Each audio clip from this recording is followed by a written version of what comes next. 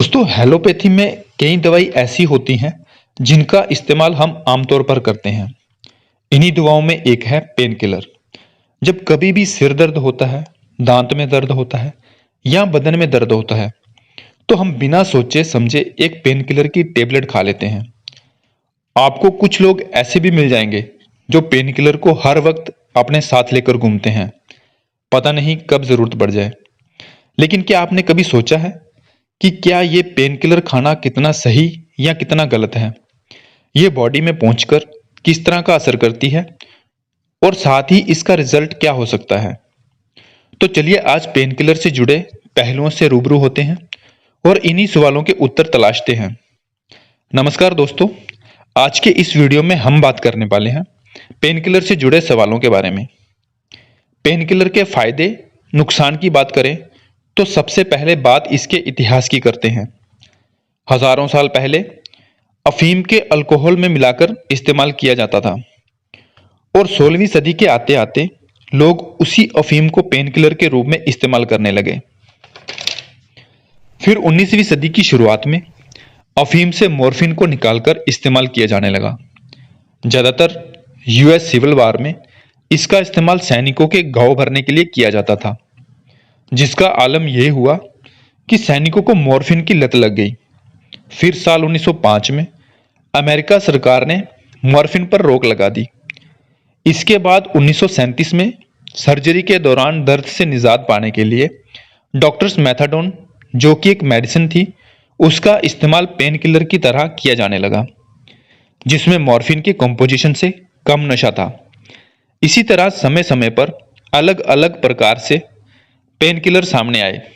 एक official study में यह भी बताया गया है कि भारत में 4 मिलियन लोग ऐसे हैं जो पेन किलर का इस्तेमाल करते हैं और 1 मिलियन लोग ऐसे हैं जो इस पर निर्भर हो चुके हैं। तो अब इन तमाम बातों के बाद हमें यह समझना जरूरी है कि पेन किलर हमारी बॉडी के लिए कितना सही या गलत है। ये बता रहे हैं महाराष्ट्र के मुलंड डिस्ट्रिक्ट के फॉरेंसिक हॉस्पिटल में जनरल फिजिशियन प्रदीप शाह। ऐसे दो टाइप के साइड इफेक्ट हो सकते हैं, एक तो जनरल साइड इफेक्ट और एक तो ऑर्गन स्पेसिफिक साइड इफेक्ट। मतलब जनरल साइड इफेक्ट में जैसे कि नौशिया, मतलब उल्टी जैसे होना, गले में या पेट में जलन होना, कभी कभी चक्कर जैसे होना, कमजोरी लगना, ये आती है। और स्पेसिफिक साइड इफेक्ट्स में एक तो ज्यादा अरसे तक अब अगर हम लोग पेन किलर लेंगे तो किडनी में डैमेज हो जाता है, कभी कभी हमको चमड़ी की बीमारियां भी हो जाती है, स्किन में रैश आ जाना, इचिंग होना, और कभी कभी कुछ पेन किलर्स का अपने दूसरे भी जो ऑर्गन्स है उस पर भी साइड इफेक्ट हो सकता है, जैसे कि बोन्स कमजोर होना और ब्रेन पे असर होना। तो ये हुआ side effect of pain killer. तो बॉडी में, अपने बॉडी में जो पेन में सेंसेशन के लिए जो सब्सटेंस लगते हैं उनको हम लोग बोलते हैं प्रोस्टाग्लैंडिन्स। और ये प्रोस्टाग्लैंडिन्स को मतलब जो उनका प्रोडक्शन है उसको ब्लॉक कर देते हैं। तो they work by blocking effect of chemical called cyclooxygenase. तो कॉक्स जिसका नाम है, तो कॉक्स एंजाइम का प्रोडक्शन वो बंद कर देते हैं। तो वो बंद होने की वजह से हमारे नर्व एंडिंग्स जहाँ पे हम लोग को पेन का सेंसेशन होता है वो सेंसेशन कम हो जाता है। पेन किलर को लेकर जो बातें हमें अक्सर सुनने को मिलती हैं वो है इसके एडिक्शन को लेकर। लोग अक्सर एंग्जायटी और टेंशन से निजात पाने के लिए पेन किलर का इस्तेमाल किया करते हैं।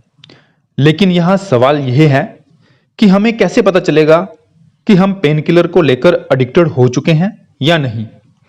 इसी का जवाब दे रहे हैं डॉक्टर प्रदीप शाह। किलर्स जो है अपना पेन कम करते हैं, एट द सेम टाइम उनका अपने ब्रेन पे भी थोड़ा कुछ अलग असर रहता है, जिससे अपना मतलब जो पेन किलर लेता है उसको सेंस ऑफ यूफोरिया और अच्छा लगने लगता है। तो जिसका कुछ ससेप्टेबल लोग रहते हैं उनको उसका आदत हो जाता है।